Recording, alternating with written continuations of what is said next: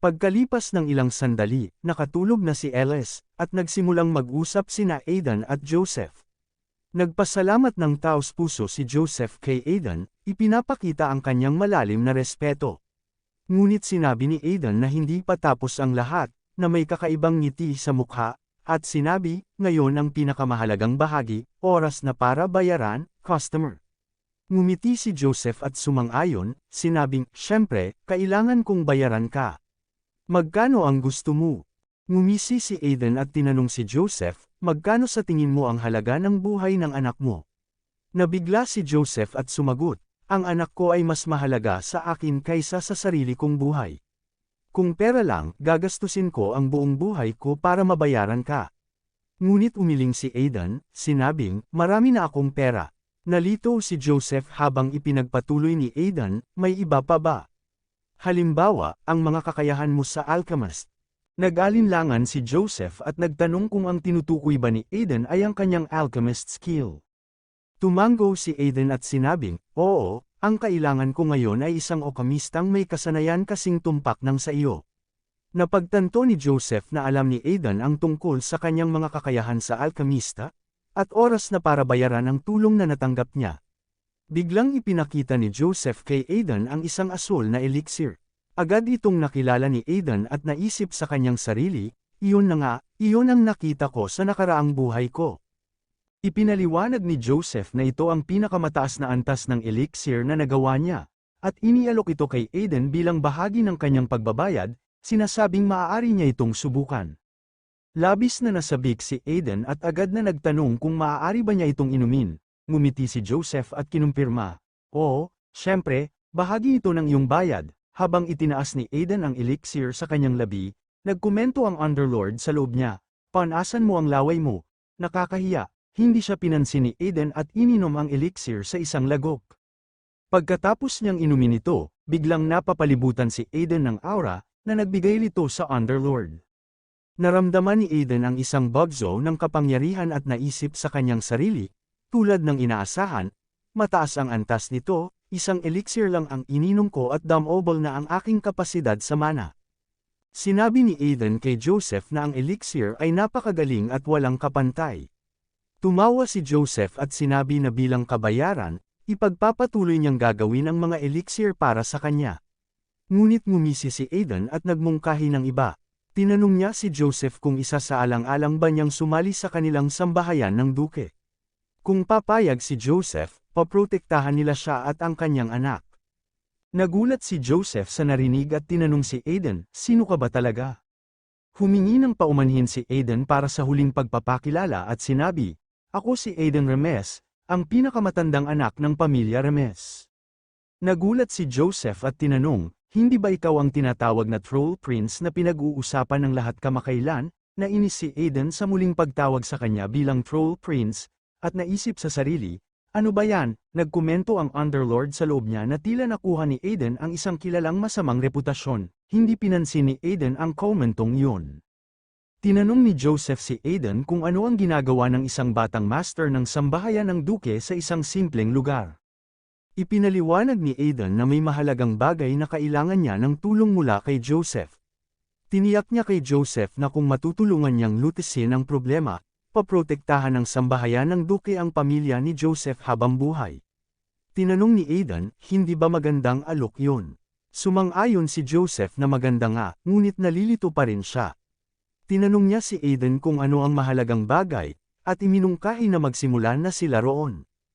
Ilang sandali pagkatapos, sa research lab ni Cassie, nagkita sina Joseph at Aidan kasama si Cassie. Hinawakan ni Joseph ang kamay ni Cassie at sinuri ito, sinasabing, ito ang pinakamalalang kaso ng mana severance syndrome na nakita ko. Kung hindi dahil sa pambihirang lakas ng lahi ng Beastkin, matagal na silang patay ngayon. Idinagdag pa niya na posible itong gamutin sa pamamagitan ng paggawa ng gamot gamit ang pamamaraan na ipinakita ni Aidan sa kanya. Ngunit ang problema ay nakasalalay sa pagkuha ng mga kinakailangang sangkap. Siniguro ni Aidan na makukuha ng kanilang sambahayan ang mga sangkap, ngunit umiling si Joseph at ipinaliwanag, hindi lang ito mga karaniwang sangkap, halos imposible itong makuha. Habang sinusuri ang mga tala sa harap niya, binasa ni Joseph, Ang mana severance syndrome ay isang sakit kung saan nagyayelo ang mga daanan ng mana, ayon sa pamamaraang ito ng paggamot. Kailangan natin ng napakalakas na fire attribute mana upang gamutin ang nagyayelong mga daanan ng mana. Nagtanong si Aiden kung paano nila makukuha ang ganitong uri ng fire attribute mana. Nanatiling tahimik si Joseph kaya't sumagot si Cassie, makukuha mo ito sa mga bagay tulad ng puso ng isang fire dragon o balahibo ng isang phoenix. Gayunpaman, agad niyang idinagdag, ngunit paano natin mahahanap ang mga ganitong alamat na nilalang? Naisip ni Cassie na wala nang magagawa, ngunit pinahahalagahan pa rin niya ang pagnanais ni Aiden na tumulong. Biglang inilabas ni Aiden ang kanyang kamay mula sa kanyang lihim na bulsa at tinanong si Cassie, ibig mo bang sabihin ganito? Pagkatapos ay inilabas niya ang isang balahibo ng phoenix, ipinapakita na hawak niya ito. Parehong nagulat sina Cassie at Joseph, nakatitig sa balahibo na hindi makapaniwala. Nagtataka sila kung bakit may ganoong bihirang bagay si Aiden. Nagtanong si Joseph, paano mo nakuha ang isang bagay na narinig lang namin sa mga alamat? Walang imak na itinugon ni Aiden, ibinagsak ito ng phoenix. Ibinigay niya ang balahibo kay Joseph na agad itong sinuri. Tumango si Joseph at nagsabi, tama na ito, sa balahibong ito, tiyak na posible nating gawin ang gamot. Bigyan mo ako ng 2 araw. Patuloy na pinapanood ni Cassie ang dalawa, at habang napagtatanto niyang maaari pang masalba ang sitwasyon, nagsimula nang bumagsak ang mga luha mula sa kanyang mga mata. Biglang may kumatok sa pintuan, at pumasok si Philip, nagtatanong kung naroon si Young Master Aiden. Lumingon si Aiden at tinanong, ano ang problema? Ipinaalam ni Philip na hinahanap siya ni Duke Fried. Naisip ni Aiden, tama, umalis ako nang hindi nagsasabi ng kahit ano. Sa opisina ni Duke Fried, binati si Aiden ng Duke at sinabi na narinig niyang pumunta si Aiden sa Myclan City. Kinumpirma ito ni Aiden, ipinaliwanag na may kailangan siyang asikasuhin doon. Agad siyang humingi ng paumanhin, sinasabing dapat niyang ipinaalam muna sa kanyang ama bago umalis, ngunit hindi pinansin ni Duke Fried ang paghingi ng tawad at sinabing, hindi kita pinatawag dito para pag-alitan. Nagulat si Aiden at nagtanong, kung ganun, ano ang dahilan ng pagtawag mo sa akin? Ngumiti si Duke Fried at sinabi, nakatanggap tayo ng imbitasyon sa Imperial Banquet para ipagdiwang ang nalalapit na kaarawan ng Crown Prince. Gusto kong ikaw ang dumalo ngayon. Nagulat si Aiden, at sinabi, hindi ba si Carl ang kadalasang dumadalo sa mga ganitong okasyon para sa pamilya? Naisip niyang marami pa siyang kailangang gawin. Tumango ang kanyang ama na nakangiti. Oo, pero tumanggi si Carl, sinasabing kailangan niyang asikasuhin ang mga knights. Bukod dito, maraming tao ang gustong makita ka. Natigilan si Aiden, ngunit nagprotesta, pero abala rin ako. Pagkatapos ay nagtanong siya sa kanyang ama, ito ba ang ika-450 na taon ng imperyo? Tumango ang kanyang ama at nagsabi, oo, tama yan. Kailangan mong dumalo sa banquet na ito, gaano mo man ito kamuhian. Sa kabila ng inaasahan, ngumiti si Aiden at pumayag, sige, pupunta ako. Na siyang ikinagulat ni Duke Fried. Patuloy pa rin ang pagngiti ni Aiden, wala akong pagpipilian, dahil abala si Carl, iisipin ko na lang ito bilang pagpapakita, sabi niya, sinabi ni Duke Fried sa kanya, nakapagdesisyon ka ng maayos, mag-ingat ka sa iyong biyahe. Matapos makipag-usap sa kanyang ama, naglalakad si Aiden sa pasilyo ng magsalita ang Underlord, hindi ka papayag na pumunta sa ganoong lugar nang walang dahilan, ano ang tunay mong motibo sa biglang pagdalo sa Imperial Banquet? Sumagot si Aiden, may malaking pangyayari sa banquet ngayong taon. Ang mga Black Mage ay maglulunsad ng pag-atake, at sa gitna nito ay ang reyna ng mga Black Mage, ang Silver Witch. Kailangan kong dalhin ang babaeng iyon sa ating panig. Nagtaka ang Underlord at nagtanong, hindi ba't kinasusuklaman mo ang mga Black Mages? Bakit ka makikipag-alyansa sa isang taong kinamumuhian mo? Ipinaliwanag ni Aiden, hindi katulad ng radical at ereheng grupo ng mga Black Mage, ang Chaos, siya ang namumuno sa moderatong paksayon na tinatawag na Fire of Florence, bagamat pinatay ko siya sa aking nakaraang buhay, maaaring mag-iba ang kalalabasan ngayon. Naalala niya ang isang alaala mula sa kanyang nakaraang buhay, kung saan pinatay niya ang Silver Witch. Sa sandaling iyon, sinabi nito sa kanya, kung nagkita tayo sa ibang pagkakataon, maaaring naging malapit tayo. Naalala ni Aiden ang kanyang sarili, Sayang, hindi ko nagawang baguhin ang tiwaling itim na mahika noon o itatag muli ang tunay na mithiin ng Florence. Habang sakay sila ng karwahe, tinanong ni Aiden si Lo, kailangan ba talaga natin ng ganito kalaking escort para sa isang banquet sa Imperial Palace? Sumagot si Lo, ang laki ng escort ay sumasalamin sa kapangyarihan ng pamilya. Hindi ito maiiwasan para sa reputasyon ng duke. Nagtanong naman si Lo, bakit tayo tumigil sa nayon na ito, imbes na dumaan sa shortcut? Casual na sumagot si Aiden, gusto ko lang ng mas relax na ruta. Ngunit sa kanyang isipan, may iba siyang dahilan, gusto niyang makuha ang top-grade elixir ni Joseph. Subalit may problema, naalala niya ang sinabi ni Joseph, kahit gusto kong gumawa ng top-grade elixir, hindi ko magawa ngayon. Kailangan natin ng Ant's Tears, na nagmumula sa Tree Spirits, pero sila'y nanganganib ng mawala. Inisip ni Aiden, hindi pa ako nakakita ng Tree Spirit, pero may kilala akong tiyak na makakaalam. Ngumiti si Aiden at inisip, baka makapulot din ng regalo habang andito. Sinabi niya kay Lo, mauna na kayo, may pupuntahan lang ako sandali. Nagtanong si Lo kung kailangan ba siyang samahan, pero tumanggi si Aiden, mas mahina ka kaysa sa akin, kaya mag-isa akong pupunta. Tumango si Lo at nagsabing naiintindihan niya. Bumaba si Aiden mula sa karwahe at nagsimulang maglakad ng mag-isa. Ang tinig ng Underlord ay sumiklab sa kanyang isipan, sigurado ka bang may taong makikita mo dito sa mga bundok? Sumagot si Aiden, hindi ko sinabi na tao ang makikita ko. Nandito na siya, hindi pa rin niya lubusang maunawaan ang iniisip ng kanyang guro. Di nagtagal, nahanap ni Aiden ang sarili niya sa harap ng isang bato na hugis puso. Sinabi ng Underlord, mukhang artificial ang batong iyon. Tumango si Aiden. Oo, ito'y regalo, inihanda ng aking guro para sa isang alagad na darating balang araw. Nagkomento ang Underlord, seryoso ka ba? Mukhang karaniwang bato lang ito. Nagkibit balikat si Aiden. Ang guru ko ay may kakaibang ugali pagdating sa pagbabalot ng mga bagay. Ngumiti si Aiden at sinabing, Guro, kukunin ko ito ngayon. Pinaghiwa niya ang bato. Nagtanong ang Underlord, hindi ba't sinabi mong ito'y regalo ng iyong guro? Sumagot si Aiden, ito lang ang pambalot. Nang mabasag ang bato, lumitaw ang isang lihim na daan na papunta sa isang kuweba. Parang dungeon ito, komento ng Underlord. Regalo ba ito? Ngumiti lang si Aiden. Laging kakaiba ang aking guro. Madalas niyang sabihin ang mga bagay na, bilang alagad ng Mercenary King, kailangan mong matuto sa pamamagitan ng hirap. Pagpasok ni Aiden sa kuweba, lumitaw ang mga halimaw at umatake. Nagtanong ang Underlord, sa tingin mo ba hindi kayo magkasundo ng iyong guro sa nakaraang buhay mo? Tumawa si Aiden, sinabi ko sa iyo, kakaiba siya. Sa nakaraan, akala ko talaga sinusubukan akong patayin ng aking guro. Pero ngayon mas nagpapasalamat ako, habang sumugod ang mga halimaw. Napansin ni Aiden ang isang figurang nakatayo sa likod nila na naglalabas ng masamang aura. Agad itong nakilala ng Underlord at sinabing, isa itong lich, isang hanggal na nilalang na nilikha kapag ang isang itim na mangkukulam ay ginagawang undead ang sarili. Tumango si Aiden at sinabi, ang mga lich ay isa sa mga pinakamasalimuot na kalaban kung hindi mo alam kung paano harapin sila. Naalala ko ang gulo na ibinigay nila sa akin sa aking nakaraang buhay.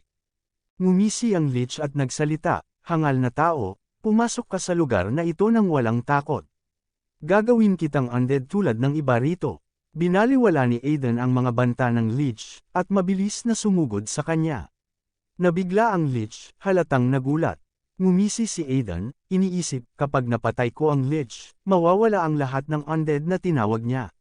Bukod pa rito, pagkatapos makapatay ng napakaraming mataas na antas na lich sa aking nakaraang buhay, walang kwenta ang lich na ito. Tinawag ni Aiden ang kanyang espada at sinaksak ang lich. Nanlaki ang mata ng lich sa gulat nang maputol siya ng espada ni Aiden. Nang gigigil ang lich, sumigaw, hindi ko inaakalang mamamatay ako nang hindi nasasaksihan ang muling pagsilang ng kaharian ng itim na mangkukulam. Habang unti-unting naglalaho ang mga nilikhang patay, napansin ni Aiden ang isang bagay na iniwan ng lich. Nanlaki ang kanyang mga mata sa gulat habang pinulot, at sinuri ang bagay na iyon. Nagtanong ang Underlord, yan ba ang pendant na binanggit ng iyong Panginoon bilang regalo? Umiling si Aiden, hindi ko pa nakita ito. Pero parang pamilyar ang pattern, itatago muna natin ito. Iminungkahi ng Underlord, dapat mong kolektahin din ang buto ng lich. Nakakunot ang noo ni Aiden, mukhang nalilito at naiinis. Kolektahin ang buto. Bakit? Pinaliwanag ng Underlord. Hindi mo ba sinabi na hahanapin mo ang ants? Gustong-gusto ng ants, ang bone dust. Napabuntong hininga si Aiden. Ayokong aminin, pero hindi ko alam ang marami tungkol sa ants. Kung sinasabi mong kolektahin ito, sana hindi mo ako niloloko. Sumpa, sumagot ang Underlord. Magtiwala ka muna sa akin. Nagsimulang kolektahin ni Aiden ang bone dust, bagamat mabigat sa loob niya. Nagtanong muli ang Underlord, saan ba dapat ang Regalong ito? Tumugon si Aiden, maghintay ka lang, hindi napigil ang mang-asar ng Underlord. Kanina nagdududa ka, ngayon nagkukolekta ka ng bone dust na parang mahalaga. Ngumiti si Aiden, magandang itago ang mga kapaki-pakinabang na bagay, hindi ba? Habang nagpatuloy sila sa paggalugad, nakarating sila sa isang silid. Komento ng Underlord, mukhang may nakatagong silid sa piitan. Sumang-ayon si Aiden, oo, nakatagong piitan ito, bagamat kakaiba ang aking Panginoon, hindi siya ganoon kabaliw para iwan kami sa piitan kasama lang ang isang leech. Tumugon ang Underlord, ang maglagay ng leech ay sapat ng baliw. Habang naglalakad sa silid, may nakita si Aiden at nagtanong, nakita mo rin ba ito sa ating nakaraang buhay? Ang boses ng Underlord ay naging nostalgiko, paano ko ito makakalimutan? Kung hindi dahil dito, hindi sana ako natalo sa ating laban. Tumango si Aiden, matagal na mula nang makita ko ito. Ang Banshee Spirit Shield. Isang bagay na may kaluluwa ng isang Banshee na nahawa ng kabaliwan. Binalika ni Aiden ang nakaraan, naaalala kung paano siya naapektuhan ng kabaliwan mula sa Banshee Spirit Shield, na nagpapahirap sa kanyang gamitin ito. Ngunit ngayon, kumpiyansa siyang kaya niya na itong hawakan.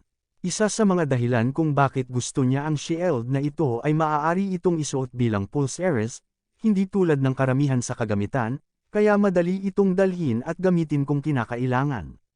Maginhawa ito at nagbibigay ng nostalgia, na nagpapaalala sa kanya ng kanyang mga araw bilang Dragon Slayer King. Minsan ay namimiss pa niya ang puno ng kabal-iwang sigaw ng Banshee. Komento ng Underlord, namimiss mo talaga iyon.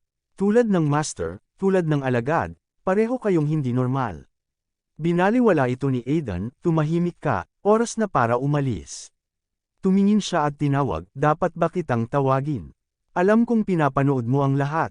Gusto kong makipag-deal. Lalabas ka ba? Biglang lumitaw ang isang figure na may ngiti sa kanyang mukha. Matagal na akong naghihintay para tawagin mo ako, haha.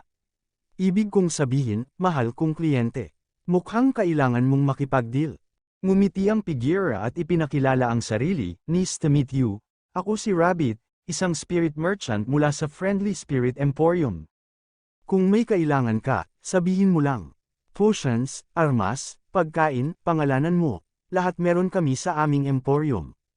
Tumango si Aiden, kilala niya ang uri ng merchant na ito. Ang mga spirit merchants ay mga espiritu ng kalakalan na may malakas na kagustuhang kumita. Ang Spirit Emporium ay nilikha ng magsama-sama ang mga merchant na ito, kasama ang head merchant bilang kanilang pinuno. Alam ni Aiden na karaniwan, kapag may nakapaglinis ng isang dungeon, nagpapadala ang Emporium ng Espiritu upang makipagkalakalan para sa mga bagay na natagpuan doon. Tumawa ang kuneho at itinuro ang braso ni Aiden, ipagpapalit mo ba ang Banshee Spirit Shield na yan? Tama, napakaswerte ko, mabibili ko ito sa iyo sa magandang halaga. Umiling si Aiden, hindi ko ito ibebenta. Nawala ang ngiti ng kuneho, napalitan ng pagkalito at pagkadismaya, anong klaseng kasunduan ang gusto mo? Kung ganoon. Gusto ko ng impormasyon, sagot ni Aiden, kailangan kong malaman ang lokasyon ng mga tirahan ng ant dwellings sa kanlurang kontinente. Natuwa ang mga kuneho, tila pinag-isipan ang kahilingan, gusto mong bumili ng impormasyon tungkol sa mga tirahan ng ant, interesante? Hindi yan ang karaniwan mong hinihingi, pero ang Spirit Emporium ay nakikipagkalakalan ng iba't ibang bagay, kabilang ang impormasyon, tingnan natin kung ano ang mapag-uusapan natin. Pinag-isipan ng kuneho ang kahilingan at nagsabi, ang impormasyon tungkol sa mga tirahan ng ant dwellings ay medyo mahal, kahit pa may diskwento. Ang lokasyon ng isang maliit na nayon ay magkokosto sa iyo ng 2,000 gold. Umiling si Aiden, hindi, ang presyo ay 4,000 gold. Nanlaki ang mata ng kuneho sa gulat, 4,000 gold, seryoso ka ba? Ang Underlord na nanunood ng palitan ng usapan ay hindi napigil ang magsalita. Nasaroon ka na ba ng bait? Bakit mo dinodoble ang presyo? May utang ka ba sa espiritu na ito mula sa nakaraang buhay mo? Ngumiti si Aiden. Oo, may utang ako sa kanya, pero parte lang ito ng itinuro sa akin ng aking guro. Naguguluhan ng Underlord, at ano nga ba ang itinuro niya sa iyo? Nagngisi si Aiden, ang sining ng pagpapalabas ng pera mula sa mga spirit merchants. Magaling ang guru ko doon, at natutunan ko mula sa pinakamahusay. Niloko ko siya ng ganito sa nakaraang buhay ko, at gagawin ko ulit. Binalingan ni Aiden ang kuneho. Ganito ang deal. Bibigyan mo ako ng lokasyon ng mga tirahan ng Ent Dwellings at 4,000 gold. Nagmukhang inis ang kuneho, ang mga tainga niya'y pumipintig sa pagkabigo. Sandali lang, sinasabi mo bang hindi mo gagamitin ang 4,000 gold para bilhin ang impormasyon? Kundi hinihingi mo ang 4,000 gold at ang impormasyon? Nasisiraan ka na ba ng ulo matapos labanan ang lahat ng mga halimaw na yan? Ngumisi lang si Aiden, hindi, nagmumungkahi ako ng kalakalan, ibebenta ko sa iyo ang nasa likod ko. Ibinaba niya ang tingin patalikod habang hindi nawawala ang ngiti niya. Ano sa tingin mo? Nanlaki ang mata ng kuneho nang ma-realize niya ang tinutukoy ni Aiden, paano nagawa ng isang tao na katulad mo? Hindi natapos ng kuneho ang pangungusap, halatang natataranta. Ngumiti pa rin si Aiden, kung ayaw mo, sabihin mo lang, pwede ko namang sirain ito. Sa kanyang nakaraang buhay, labis na nagulat si Aiden nang unang iminungkahi ng kanyang guro ang pagbebenta ng dungeon core sa mga spirit merchants. Sinasabi mo bang ibebenta mo ito sa kanila? Tanong niya nang hindi makapaniwala. Tumango ang guro niya, nakangisi, eksakto, ito ang sikreto kung pamamaraan ng paglikha ng pera. Ang tunay na dahilan kung bakit pumupunta ang mga spirit merchants sa mga dungeon ay dahil sa mga dungeon cores.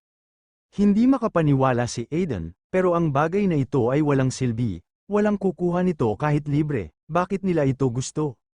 Nagkibit balikat ang kanyang guro, hindi ko alam kung bakit, pero gusto nila ito. Kapag nilupig mo ang isang dungeon, lahat ng nasa loob ay pag-aari mo, kabilang ang core, kaya pwede mo itong ibenta. At kung hindi nila ito bilhin, sirain mo na lang. Bumalik sa kasalukuyan, patuloy na nakangisi si Aiden, kaya, bibilhin mo ba ito o dapat ko na lang itong durugin? Magdesisyon ka, wala akong buong araw. Nataranta ang kuneho, ang espiritu ng merchant ay tila hindi makapaniwala na alam ng tao ang tungkol sa mga dungeon cores. Ang iba ay iniiwan ito dahil hindi nila alam ang halaga nito. Kung sasabihin niya sa kanyang mga nakatataas na bumili siya ng dungeon core, maaaring pagtawanan siya, pero kung hindi niya ito kunin, maaari siyang matanggal sa trabaho ng mga hat merchants. Nakita ni Aiden ang pag-aalinlangan ng kuneho at nagsimulang hilahin ang kanyang espada. Sige, sisirain ko na lang ito. Nataranta ang kuneho. Sandali lang, bumusangot siya ng talunan. Sige na, bibilhin ko.